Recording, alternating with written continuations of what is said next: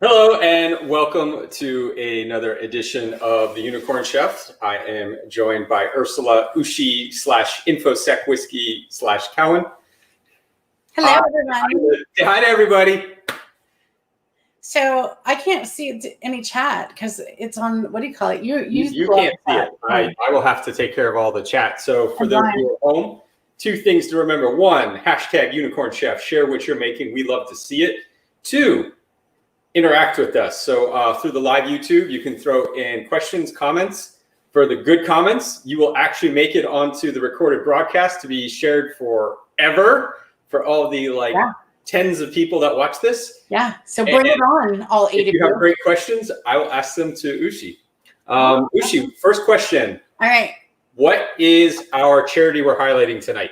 So our charity we're highlighting tonight is called Next for Autism.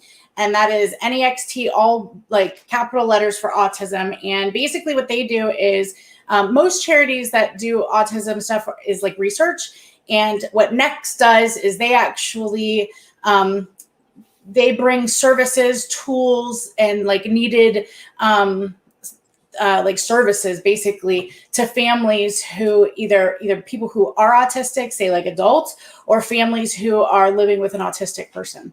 So that is what they do. And you can get them. They're on Twitter. I think they're like nextforautism.org. They are. I'm about to post the link up on the screen. Awesome. And you can totally donate there. Here we go. There is the link for those of you who want to donate. So please donate. And of course, let us know if you'd like. Absolutely. In fact, can I do a shout out? So I did a thing the other day on Twitter, maybe a couple weeks ago.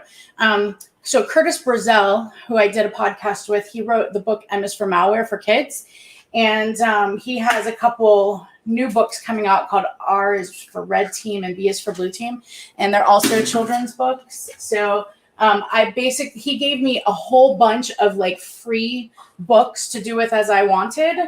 And so what I wanted was for people to get a free book, either buy one of Curtis's books and then send me like a snapshot, or donate to our charity and send me a snapshot of your receipt, and I will pay shipping and everything, and it will go to your house or wherever you tell me to. All right, that's really awesome. I think we covered all of the logistics. So at this point, it's really handing the reins over to tonight's Unicorn Chef. Let's do it. Walking us through Not Your Mama's Meatloaf. So yeah, my mom. So first off, I'm going to tilt this down a little bit here so you guys can see what I'm doing. So growing up, my mom made a version of this meatloaf, and it is something she adapted from actually the Cajun chef, Justin Wilson.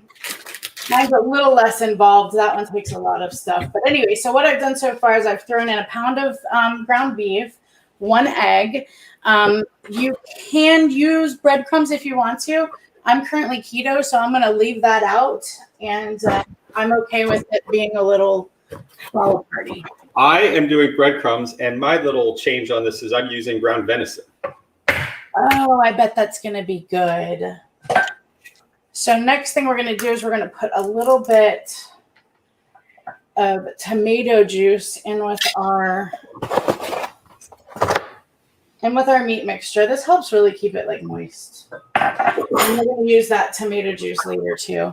So that tomato juice, I pre-chopped everything, y'all, because it takes 30 minutes to cook. So I wanted to get it cooking. And then we're going to make a cocktail here shortly. So some fresh parsley. I'm going to do about 1/4 teaspoon of Italian seasoning.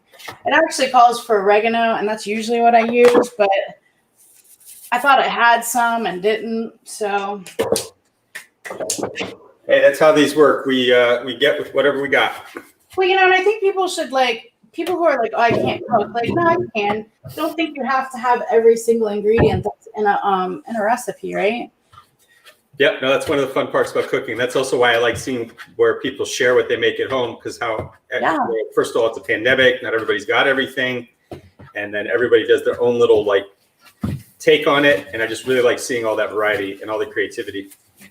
Yeah, and I think too, I love seeing people's take on it because it gives me ideas. And then I always tweak it a little bit to make it myself also. So, all right. So I threw some hot sauce in there. I like hot sauce, so I put a lot in mine, but you know, and it's not spicy. You can't taste it. It just gives it a little bit more of a tang. And then I'm going to throw in some grated parm that I forgot to pull up. Dang.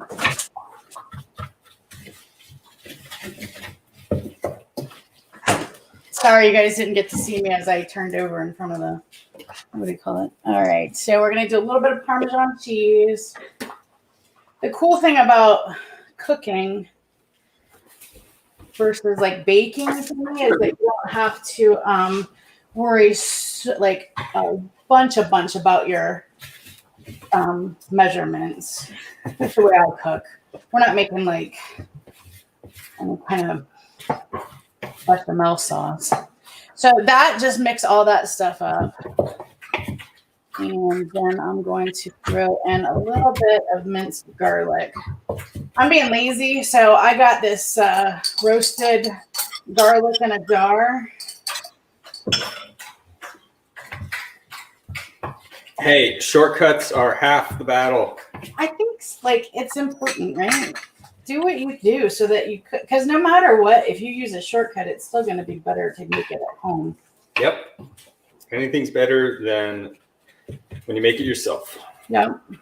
That was a little loose. I'm having, since I didn't put any breadcrumbs in mine, my liquid is a little loose. So I'm going to add in a little bit more Parmesan cheese. And like, this is just, we used to call this sprinkle cheese. This is just the cheese that like you get on the aisle with your pasta. So we're going to push this out later. So I'm going to dry it up just a little bit. But this recipe is like the one recipe that my older son would ask for when he came home, like from boot camp, and when he came home from like the Christmas, you know, when he was away at his base. When he came home with his wife, I said, "What do you want to eat for dinner?" The very first night, and he said, "Your meatloaf." So I guess, is he still in?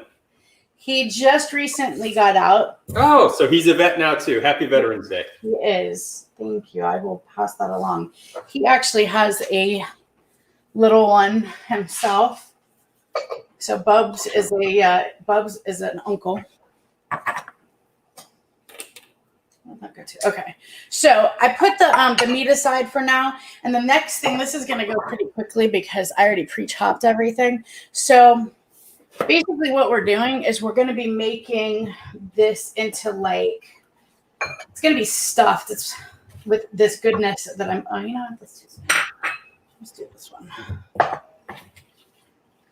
So we're going to stuff it with this mixture that I'm making now. What I got in here is I have an onion. I have diced up, what do you call them? Olives and pickled peppers. These are pepperoncinis. And then I'm going to throw in a nice sized handful of, you can use like any type of Italian cheese. I tend to use the Italian blend because then I only have to buy like one type of cheese. So we got onion, olives, pickled peppers, cheese. I'm going to throw in a little bit of seasoning.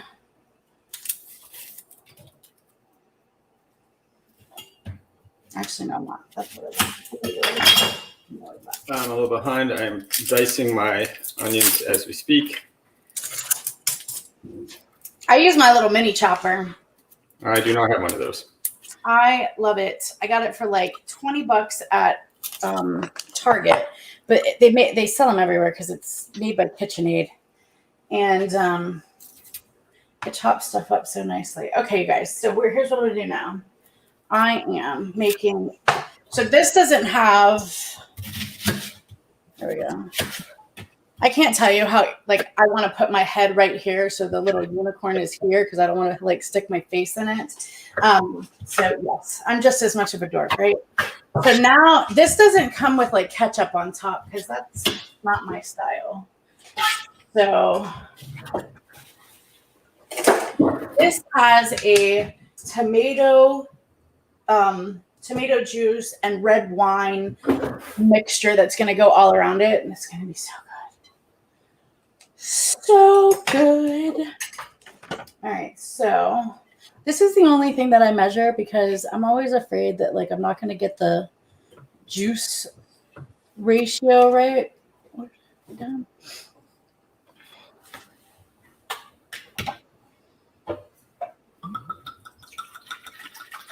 I'm not measuring. I'm guessing. Good for you. I'm going to guess on the, so I treat wine like I treat garlic. There's no right amount until you feel it.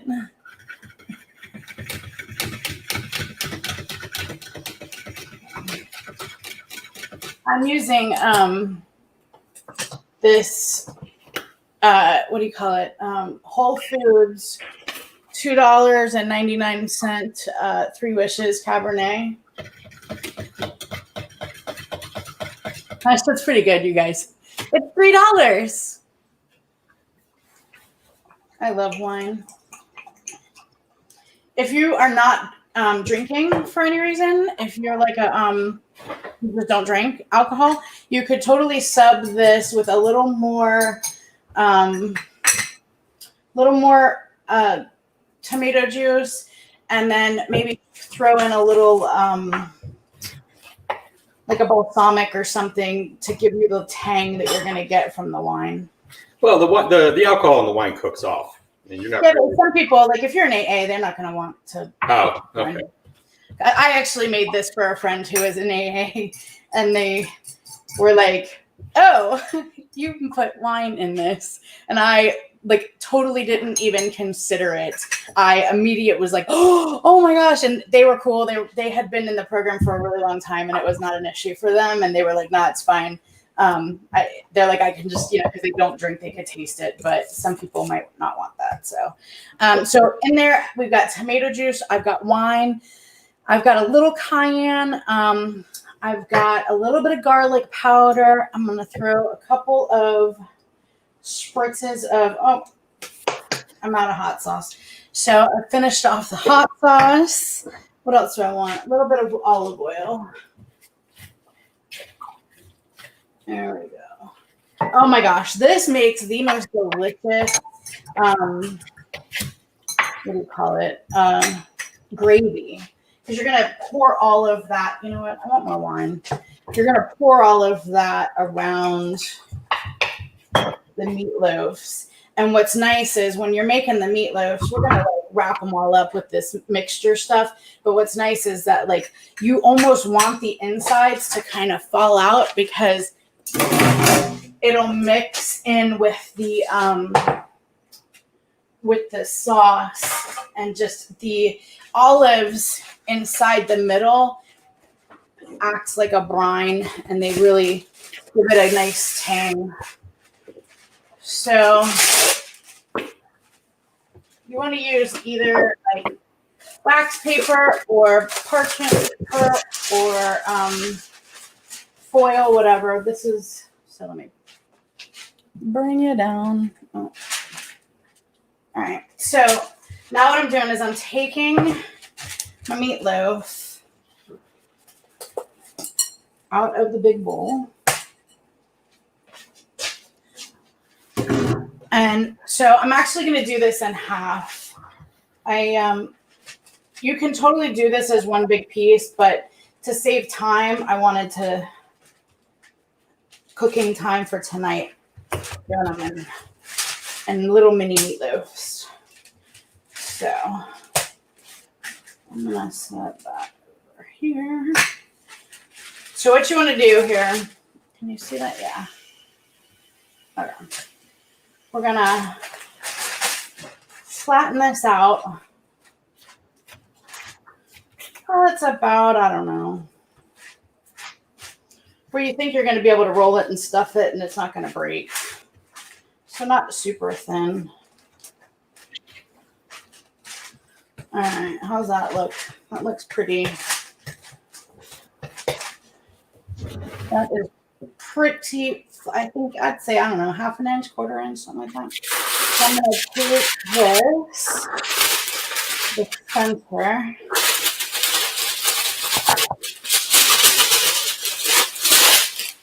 And I'm just going to spread it out on top of the meat until it reaches about, I don't know, same distance from the edge. Is anybody talking to us? Ben says help. Ben says help. Ben, you're going to have to be a little more specific than help for us to help you. Right? That could mean many, many things. All right, now if you guys see, I'm using this paper to roll this into essentially like a big meat jelly roll. Now I don't know if you can see that. So I have this big like lasagna pan that I use. Any casserole dish will work. Wait, were we supposed to put something in the center of that before we rolled it? Yes. The mixture, the mixture of the olives, onion, and peppers and cheese. All right. Onions. You want to mix all those up together or do it however you do it, right? This is Bryson's. I got mine. All right. I'm doing the second one here. Oh, yeah? Throw down. Throw down. Let's see whose is better. You know, it's too bad you can't taste mine.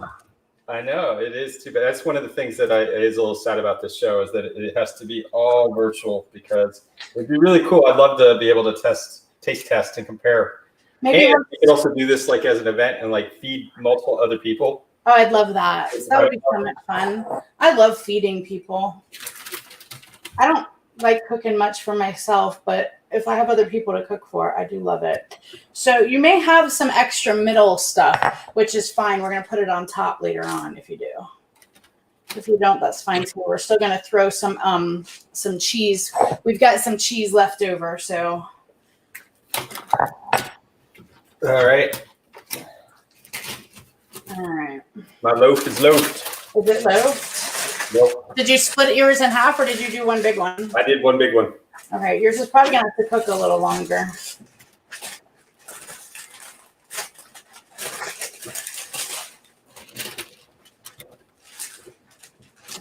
Ben is still on just help. Ben would love to help you, but we need more info. You got to tell us what we're helping you for, Ben. Do I need to send you like a guy with a shovel? Do you need like the fire department? All right, so when you do that, you guys, you want to put the seam face down, so that way not all the goodness seeps out of the middle. All right, so here we go.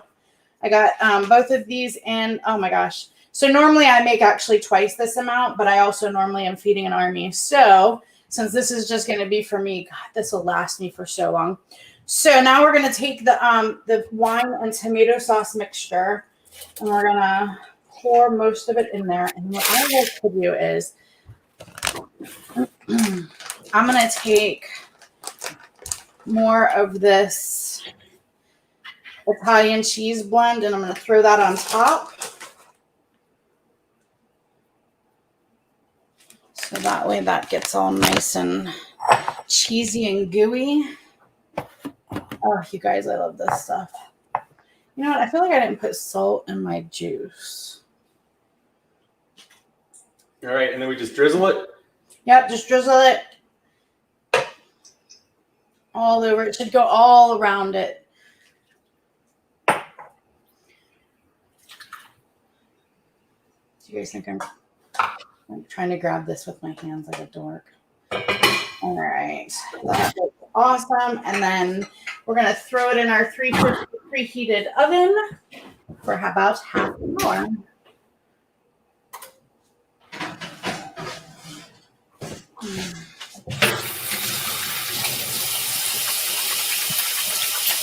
All right, give me a sec so I can wash my hands as well. Yeah, not getting poisoned is always like, goal number one as a chef.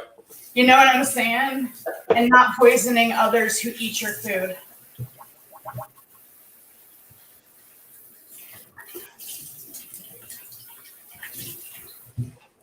All right.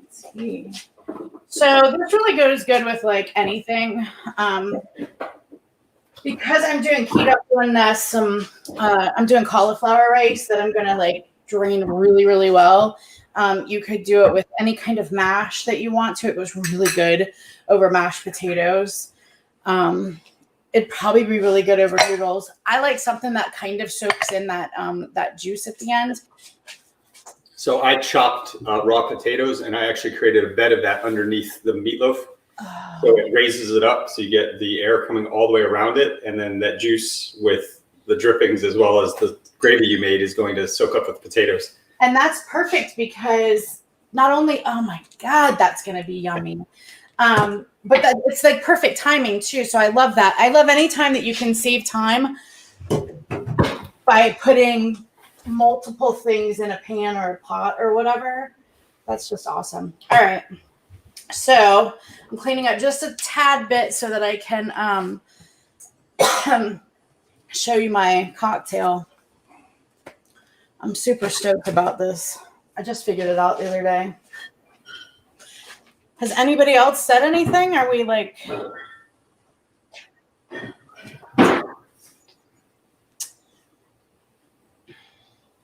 I'm pulling up YouTube. I'm going to fuck a few people. Oh, I don't know where to go. That would help, huh? All right, that's great. Okay, so I'm going to do, let's do this. So, the ingredients of this cocktail are, I know this is going to shock you guys, but the first ingredient, I got this all kinds of messed up, is bourbon. Yeah, so that's why I was disappearing too. I have my larceny. Nice. That'll go really good in this. I'm doing Woodford. Woodford. So, yeah. Fancy. What's that? Fancy. So, okay. YouTube is borked is what is being told. So we're having technical difficulties, which I double checked it before the episode, so I'm not sure what the issue is. I think it's a YouTube thing specific. Steve mentioned that he had gone on there and was trying to load other videos on your thing as well. I don't know if it's like, I'm sure it's all YouTube because he went to like the YouTube problem section and it said there was problems starting at like 7 p.m. Okay, yeah, it looks like, I apologize for all of you trying to join us at home. It looks like YouTube is just down. This is, wow, what do you know? That's the cloud for you. Crazy. All right, well, those of you on the replay, you're having a grand old time. Okay, so normally I would use. I hope the episode gets recorded. Well, it's set. Oh yeah, right. I would have. Did you hit record? So it streams. Oh, YouTube record YouTube. Well, we'll find out. We might be doing it again. Happened. All right. So hopefully people get to listen to this. So I have a love for this time of year when like all of the holiday gift packs come out with the alcohols, like the liquors and stuff. So like I think it was last year I got these that came with Grey Goose. I have like all these different cool glasses. Well, so this I got with Maker's Mark. It's a shaker bottle and a mason jar. I love it. But I'm using a different mason jar because I like this one better. So here we go. I put in, I don't know, about a third of ice. Couple of fingers ish of bourbon. You could totally do this. I've done this with vodka and tequila, and it is really, really good. Next thing I'm going to do is I'm going to take half a lime. You can use lemon if you want to, but I like lime because it's seedless. And when I use my little juicer, I feel like I get more juice out of this. So, and then we're going to do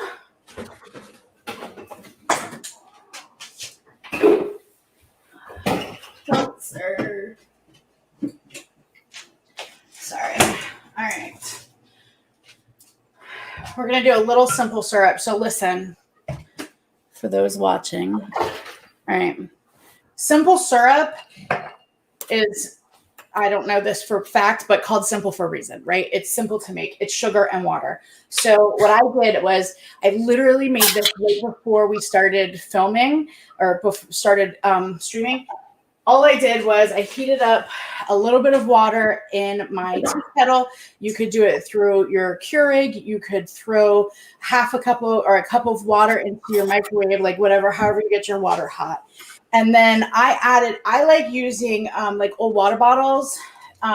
So I put in, I'm using a monk fruit sweetener since it's a sugar-free sweetener. So this is used with, or this is the powdered version. They also have one that looks like brown sugar, and both works. I've made both of them. If you use the one that looks like brown sugar, your water will be tinted brown, but it tastes the same. It's so sweet. So I put in hot water just enough to be able to mix my sugar, and then I shook it really good till my sugar completely dissolves. Then I added cold water to the top. And it took me about, like, I don't know. I was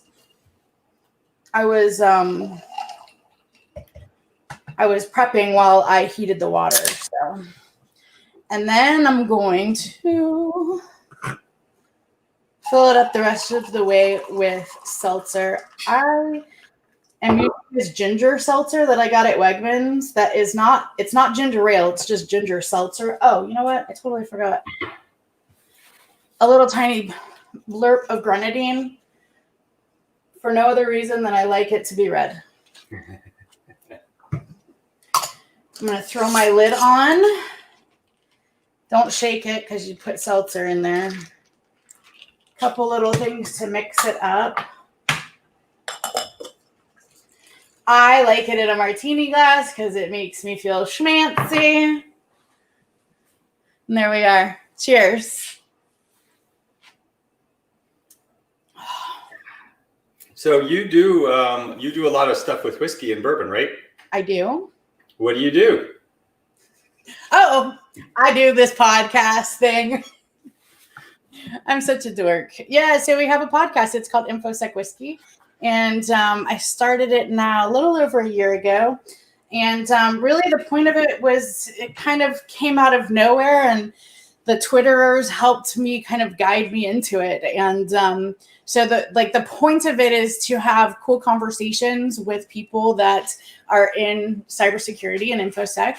And we learn a little bit about what they do, and we get to have a cocktail. Usually it's just straight whiskey. The only cocktail actually that we've had on InfoSec Whiskey was you and I with John McAfee. So yep, the McAfee 2020. The McAfee 2020, which was everything put together, and somehow it actually didn't taste too poorly. It's one of those things where you're like, you almost feel like that's something that somebody would come up with in college, but yet he used like good stuff. It was, interesting. But yeah, what do you think of the cocktail? It's good. I was a little skeptical that you added ginger seltzer because I feel like the ginger would be competing with these other flavors. It doesn't, because it's so like, I usually use a lime seltzer because it goes with the lime, but I find it really doesn't make too big of a difference. And the ginger gives it just a little extra something that I really love. Well, I can bet it has like sort of that hint of spice. Yeah, yeah. And honestly, like, oh my gosh. Oh, so you know what I do? I wanted to say this too. Like, so if you guys are like me, and perhaps you, what do I have here? Don't like, so I just made it in this in the shaker cup, but I don't want the ice to melt. So I'm putting it in like a Yeti cup to keep it cold. We went from fancy to practical, and that's right. You gotta mix up your fancy and practical, right? Like, I like being practical, but I like using like fancy cups that make me feel very Sex in the City with my drinks. But yeah, so InfoSec Whiskey, we put out about a podcast a month. In fact, we're actually getting ready to start doing, I haven't even like announced it yet. We're going to start doing a bi-weekly podcast. It's going to be myself, Nick, who is he recently became my co-host, and like a pretty semi-permanent, and then Geek Steve, and then we're going to have a rotating fourth where we're going to just kind of discuss the funny InfoSec news for the last couple of weeks. So did you start that before or after I met you at Wild West Hack and Fest last year? I started it before, like right before. Yeah. In fact, I think the first episode hadn't. I'm trying to think if the first episode had aired yet or not. Yeah, it was just before. And it's been a lot of fun. We've got some really cool guests coming up. We've got, so we just did Curtis, and who do we have coming up? We've got Troy Hunt from a bunch of different things. I don't think he needs any introduction, but yeah, so we've got Troy Hunt coming up. We've got the guy who is behind the Elliot Alderson Twitter account. The real big one. He's got like 300,000 followers. He does reverse engineering. His real name is Baptiste. And I got to sit down with him and chat. We chatted about, that was when TikTok first was like so big, in the news. And we talked a little bit about that. He reverse engineered that app. So we got to talk about that. So yeah, I'm having a brain fart right now. Philip Wiley we've got coming up. In fact, I think Philip might be next. So yeah. Well, Philip and Kim Crawley have the blue team. Or no, it's the Pen Testers Blueprint. The Pen Testers Blueprint that's coming out. Yes, I'm super excited to get that. I love Phil. He's such a great guy, and he supports some really awesome children's charities.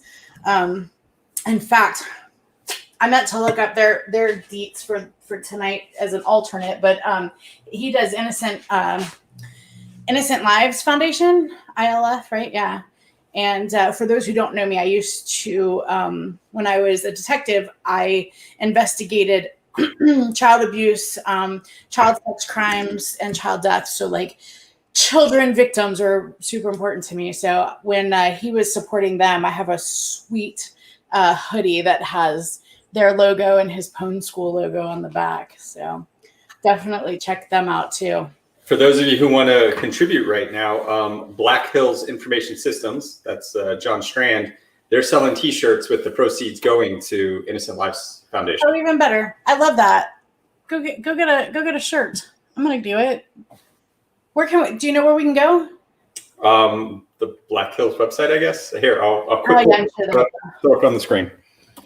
I saw it on Twitter.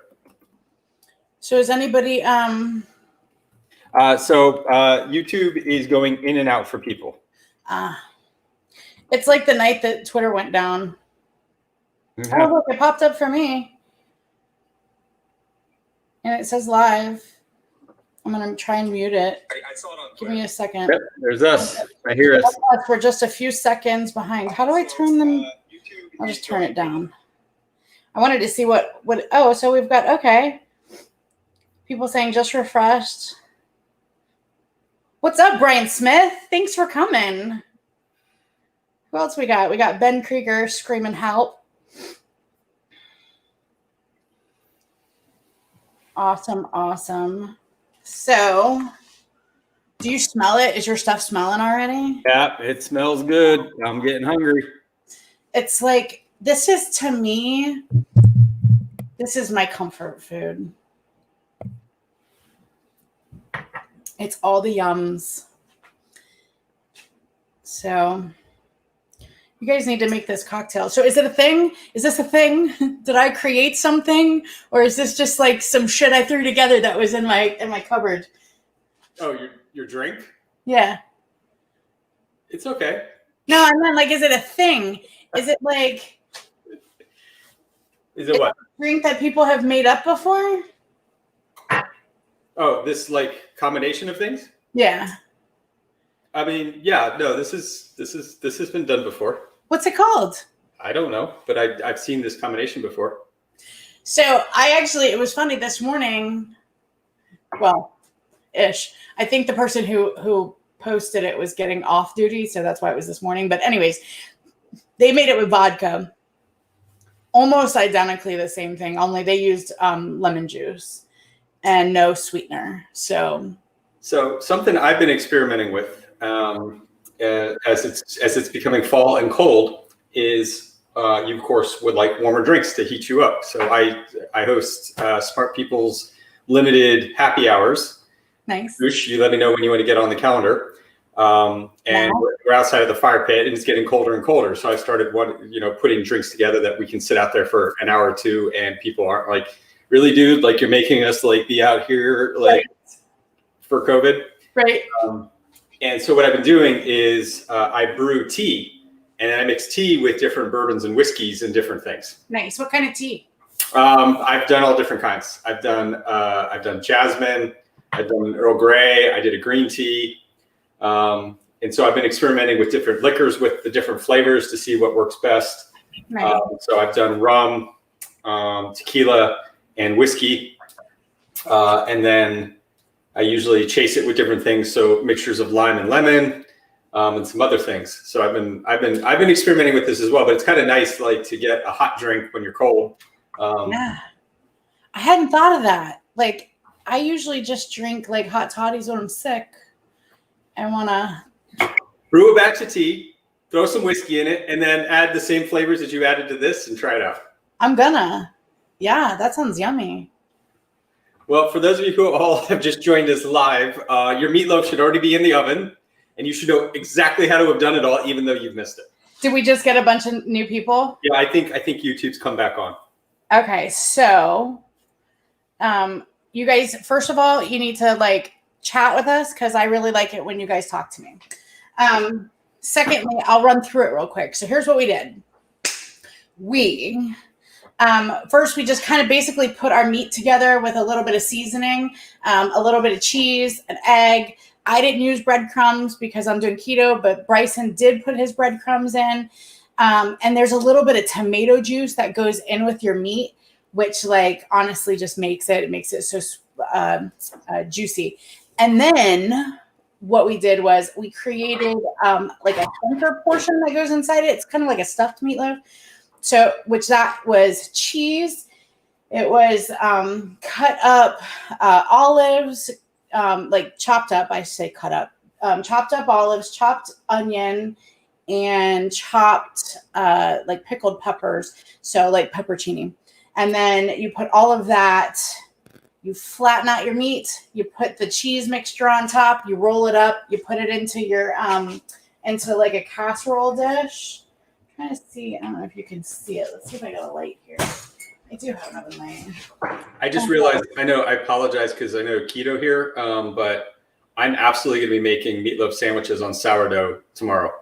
Dude, let me tell you what, this is so good with sandwiches. I'm glad you mentioned that because like, these are my favorite sandwiches because that the juice. So like so for those who are just joining us, like and I don't do a ketchup like on top, right? None of that. This is like schmancy a little bit. So what we did was we put tomato juice, red wine, little garlic powder, little hot sauce, little olive oil, mixed all of that up, and then poured it all around. I totally forgot to set a 30-minute timer. I have it in my head. We've got about another 10 minutes for 30 minutes. Cool. I was wondering about that. I was like, I didn't see her set a timer. Yeah, it just dawned on me. I was like, oh, bitch, you didn't set a timer.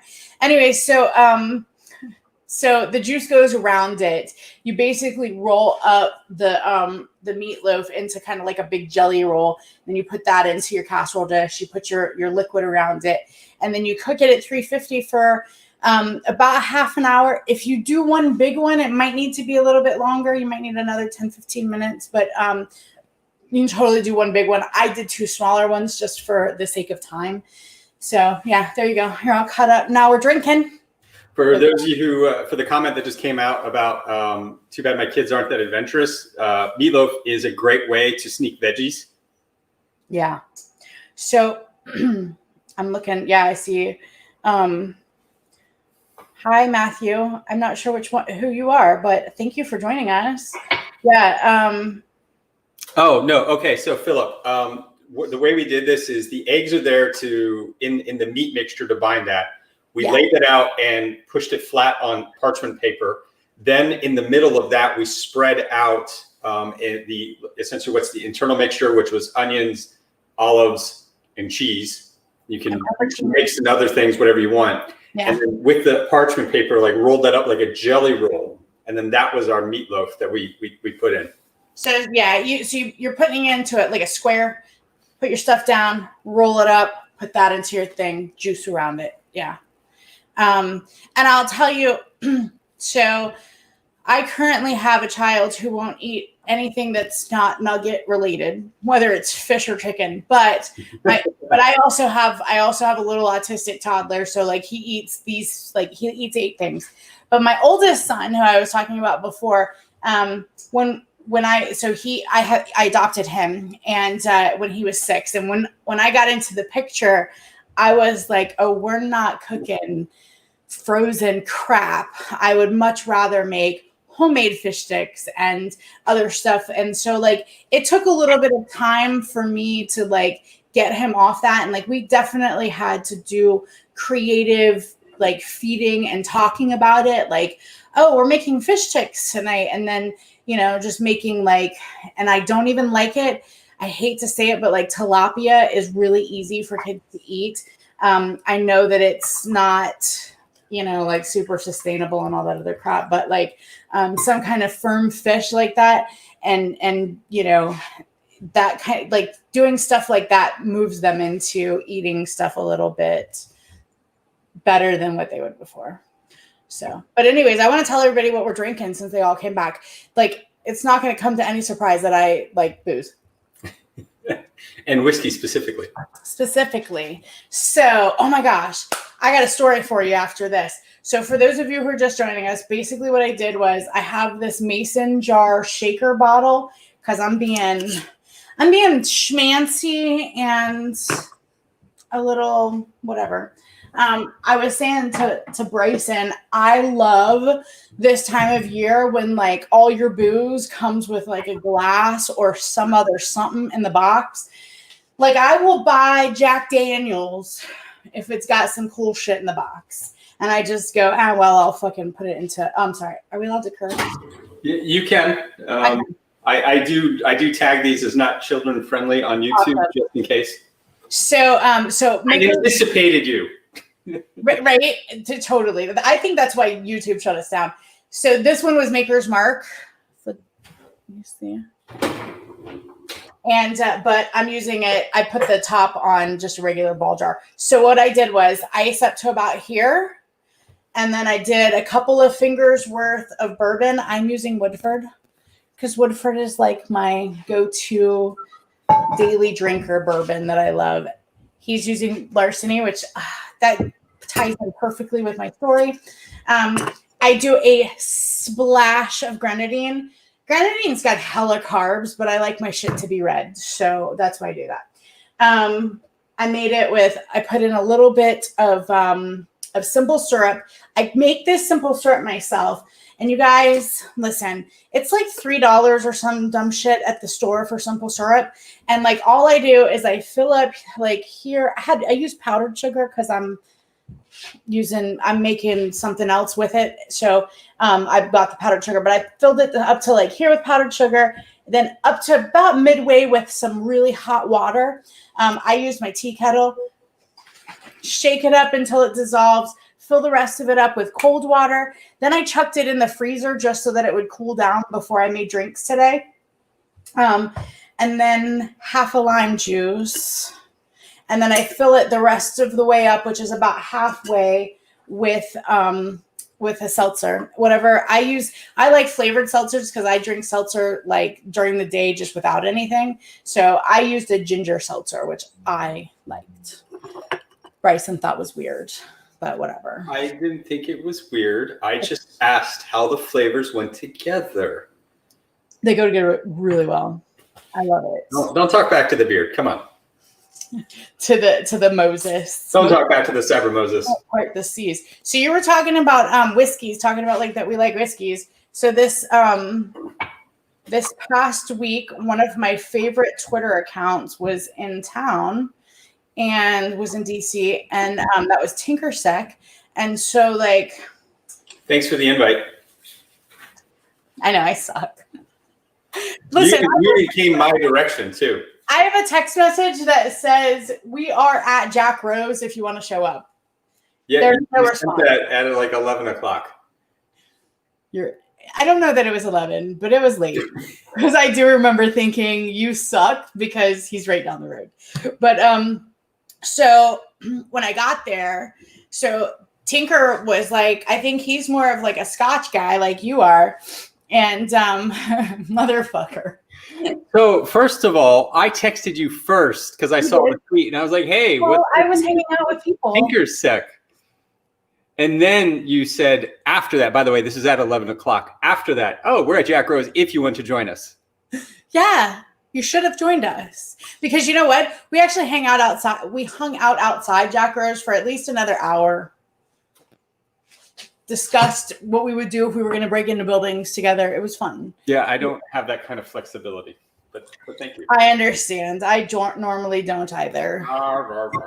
Anywho, Bryson, I was trying to tell you about the shit I drank. So my first flight was, I had one bourbon because there was one particular bourbon that I really wanted to try, which was the E.H. Taylor single barrel, which like won 2020's best bourbon in the world thing. And they're right. It's delicious.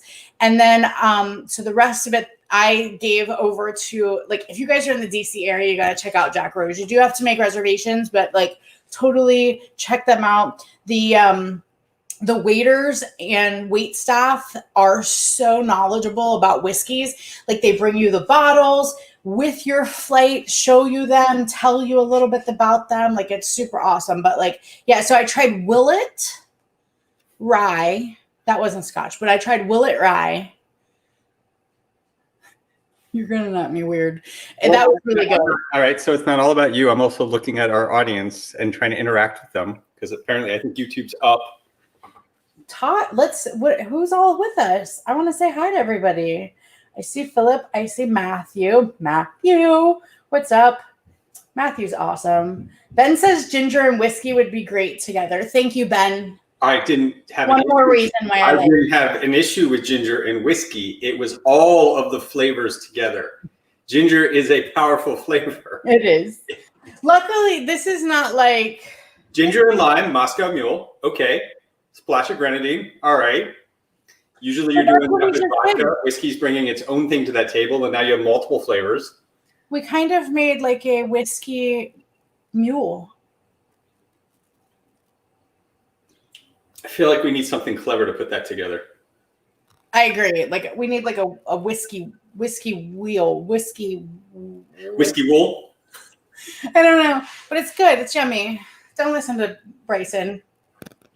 So you are a couple of minutes from 30 minutes, ma'am. Sweet. So I highly recommend. Oh my God, Bryson, I just opened it. You guys, it smells so good. I recommend, for those of you who don't have one, which includes myself since I moved, a thermometer that like sits on the outside when your shit is done. I don't have one of those, so we're just going to wing it. Asterisk, see what we were talking earlier about not poisoning yourself as a cook. Yeah, totally. So, God bless. Look how good that looks. It smells delicious. I gotta get another.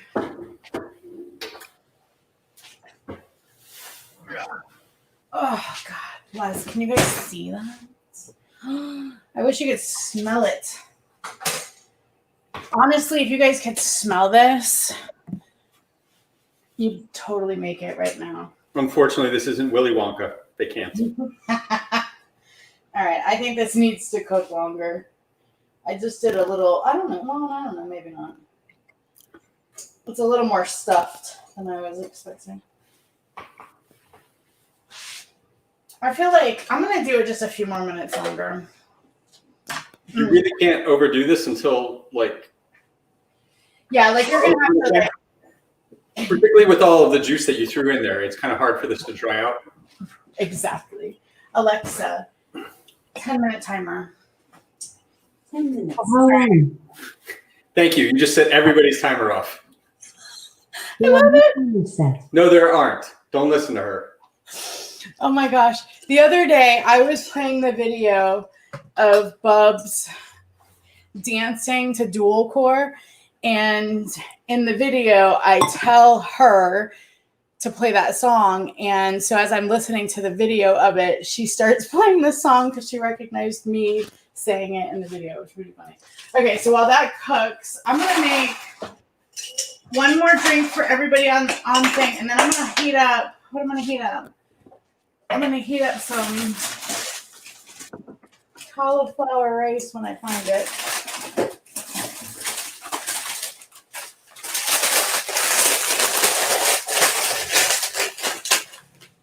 I'm all about easy. So for those of you watching, like, legit. Right? For those of you that didn't get to see it, Bryson put potatoes underneath his meatloaf, which I think is such an awesome idea. So, and you can do that with any vegetable, right? Like any vegetable, just put it at the bottom. It keeps the meat up and off, so you get more of that roast around it. Yeah. And those root vegetables cook down and cook the vegetables, soak them all up. So good. Ben says that you should have told Alexa, please.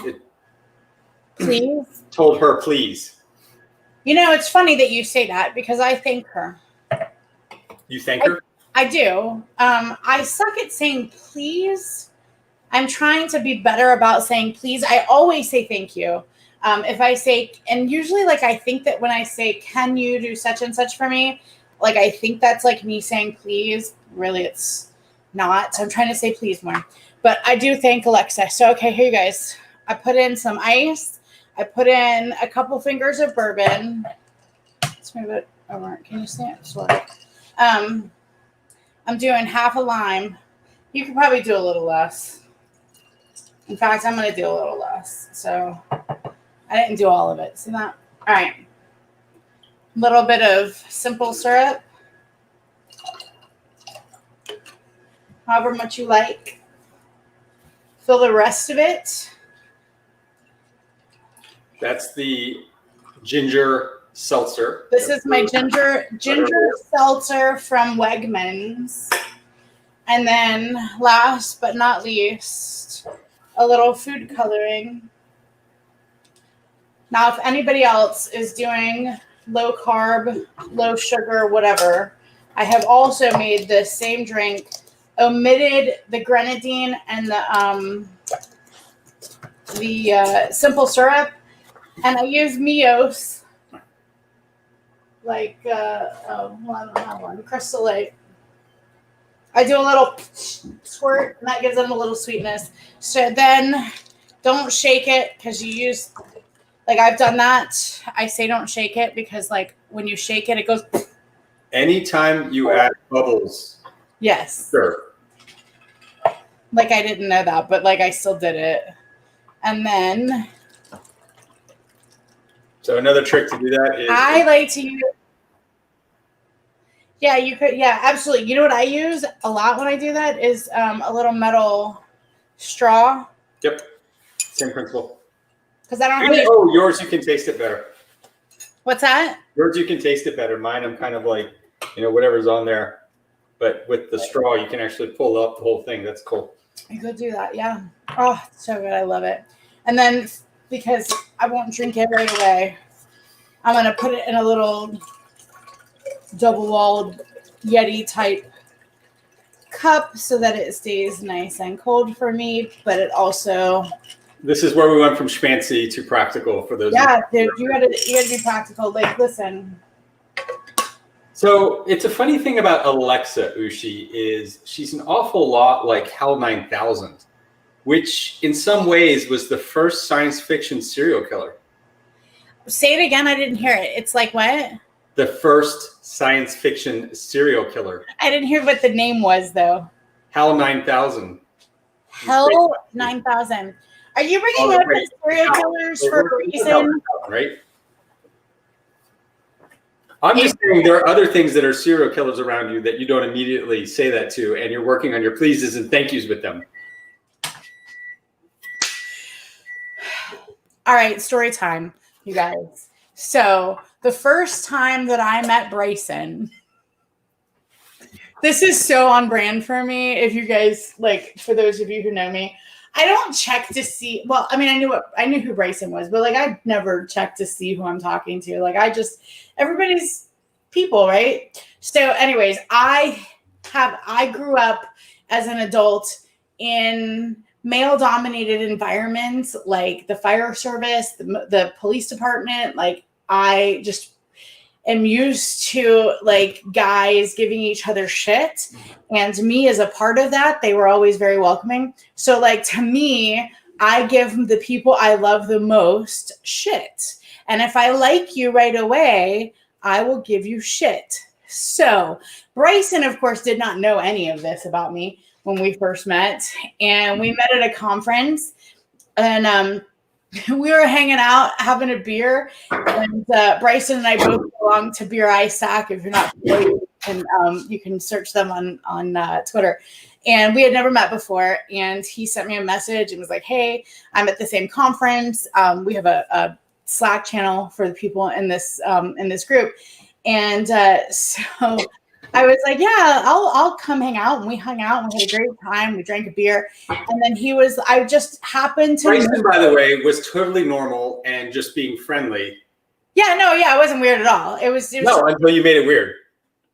Oh, like you mean I made it weird when I did what I'm about to say that I did? Yeah. I'm just helping everybody understand. So I told Bryson that I thought that he kind of looked like Ted Bundy.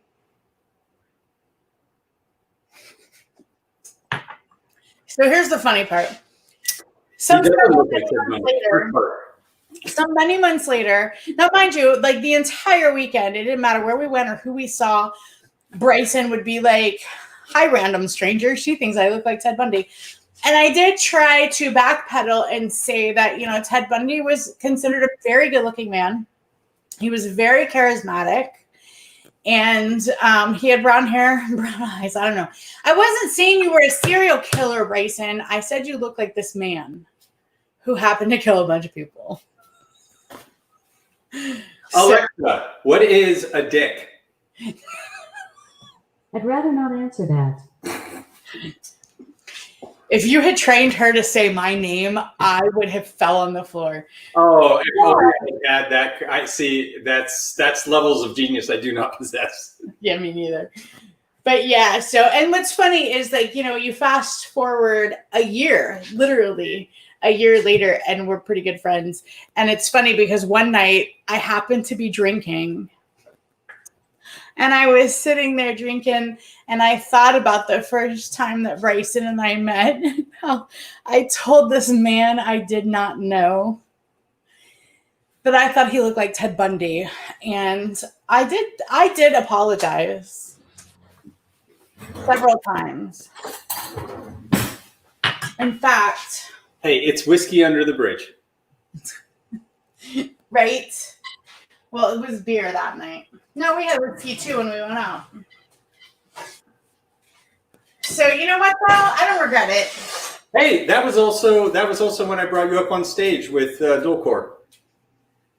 So I would totally tell Alexa to play that song because it is my son's favorite song. No lie. I started playing that one day just because I like the song, and I was like dancing with him. I dance like a not good dancer. And so I'm dancing, and all of a sudden he puts his hands together like this and starts dancing like he's bowing. And it was so adorable. And then this is really good. Right? Yeah, I just had a taste. It is so good. You know what's funny though is tomorrow it'll be even better. Oh, I believe it. When it sits, like if you even, for those who want to attempt it, like this would be an awesome make ahead meal that you make, like on the weekend or whatever, and then heat up later, because the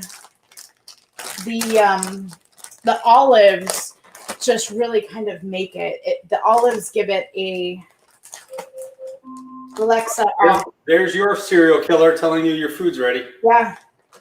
DHS was letting me know that my stuff is done. Oh, you guys. Yeah, no. So that's the part about this meal that I thought was the cool was the introduction of the olives, because I've never done olives and meatloaf.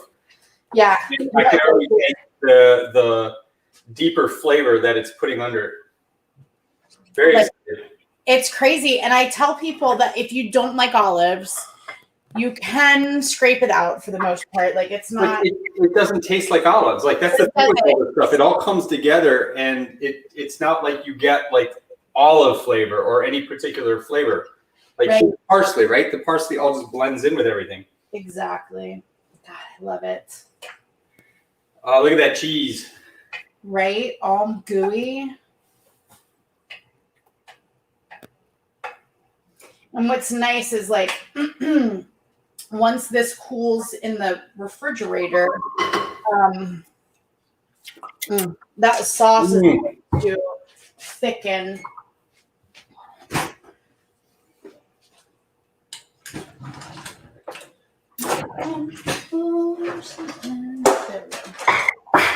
And make sure, like, if I were Bryson, I would, God, I love potatoes. I would pour some of that, mash your potatoes a little bit or your rice up a little bit, and then. Well, no, my potatoes were underneath. I know, but I'd still mash them and put more gravy on top.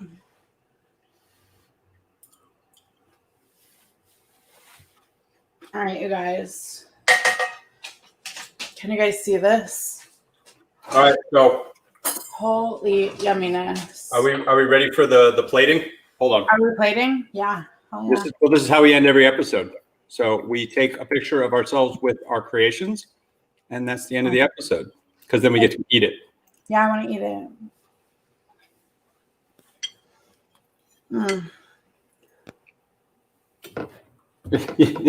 You could do it that way if you want. Listen. You ready? You already tried some. I didn't get to try any. All right. Boom.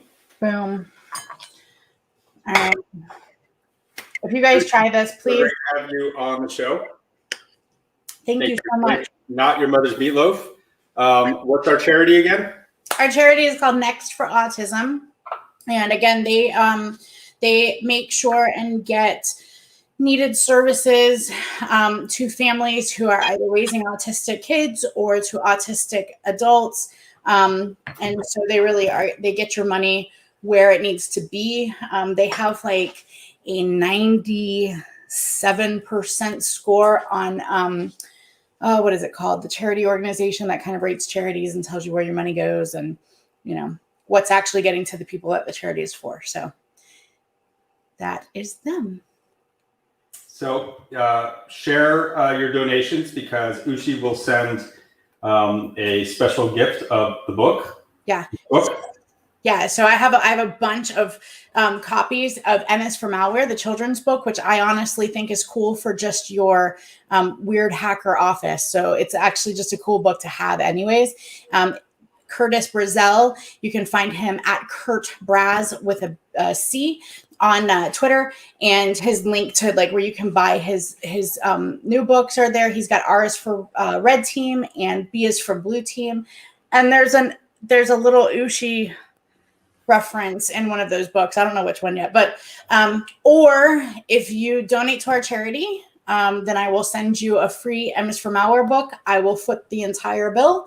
All you have to do is either donate to our charity or go and grab one of Curtis's books. So share what you made, share what you've done to help the community. #UnicornChef. Thank you for joining us. Bye, everybody.